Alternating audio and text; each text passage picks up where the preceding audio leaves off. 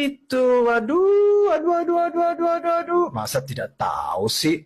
Coba bongkar Alkitab. Ada nggak tulisan hari Minggu harus ibadah? Tidak.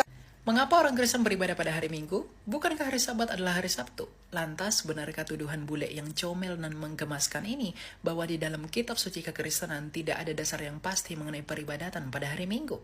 Pertama sekali yang perlu kita ketahui adalah bahwa hari Sabat tidak pernah diubah dari Sabtu menjadi Minggu. Hari Sabat tetaplah Sabtu, hari Minggu tetaplah hari Minggu. Tetapi masalahnya adalah hari Sabat yang adalah Sabtu itu diberikan kepada siapa? Menurut Mazmur 147 ayat 19-20 bahwa hukum hari Sabat yang adalah Sabtu itu hanya diberikan bagi bangsa Israel. Dan di luar bangsa Israel, Allahnya Israel tidak berbuat demikian. Artinya hukum hari Sabat yang adalah Sabtu itu secara eksklusif diberikan bagi bangsa Israel saja. Dan ternyata di masa perjanjian baru, hal tersebut dikonfirmasi oleh Rasul Paulus di dalam surat Kolose 2 ayat 16 dan 17 bahwa mengenai hari raya, makanan minuman, hari Sabat dan bulan baru itu hanyalah bayangan dari apa yang akan datang, sedangkan wujudnya ialah Kristus. Masalahnya Kristus sudah datang dan wujudnya itu telah tiba, maka bayangan harus ditinggalkan. Karena hari Sabat merupakan bagian dari bayangan dari kesempurnaan yang akan datang, maka bayangan harus ditinggalkan karena wujudnya sudah datang. Yang artinya, Yesus Kristus sendiri merupakan Sang Sabat itu sendiri. Hal ini senada dengan ucapan Yesus Kristus bahwa ia datang bukan untuk meniadakan hukum Taurat, melainkan untuk menggenapinya. Karena perkara tadi merupakan bayangan dari apa yang akan datang, bahwa Kristus di dalam kematian dan kebangkitannya telah menggenapi segala sesuatunya. Dengan penggenapannya itu, maka ketentuan Taurat setelah Kristus tidak lagi berlaku, termasuk hari Sabat.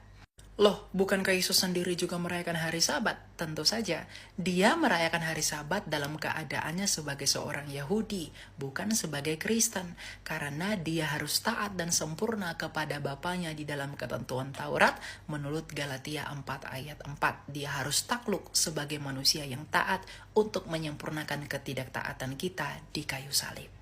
Lalu apakah di dalam Alkitab terdapat bukti bahwa gereja mula-mula beribadah pada hari Minggu? Tentu saja. Kisah Rasul 20 ayat 7 bahwa para rasul, dalam hal ini adalah Rasul Paulus, itu beribadah pada hari Minggu di mana mereka melakukan ekaristi, yaitu memecah-mecahkan roti. Hal itu sama dengan apa yang kita lakukan sebagai orang Kristen di masa kini, di mana kita melakukan perjamuan kudus pada hari Minggu, bukan? Jadi kita mengikuti para rasul dan setia kepada pengajaran para rasul. Sehingga beribadah pada hari Minggu selain daripada merayakan kebangkitan Sang Sabat, yaitu Yesus Kristus yang jatuh pada hari Minggu, tapi juga memiliki makna teologis yang begitu dalam sebagai kesempurnaan yang telah datang.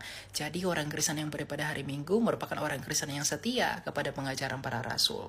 Jadi orang Kristen yang beribadah pada hari Minggu adalah orang Kristen yang sejati dan dasarnya ada di dalam kitab suci. Jangan menuduh sembarangan, jangan mengatakan orang Kristen gak jelas. Itu hanya menunjukkan bahwa Anda kurang literasi. Belajar terlebih dahulu sebelum menuduh. Itulah yang baik bagimu dan bagi hidupmu. Tuhan berkati.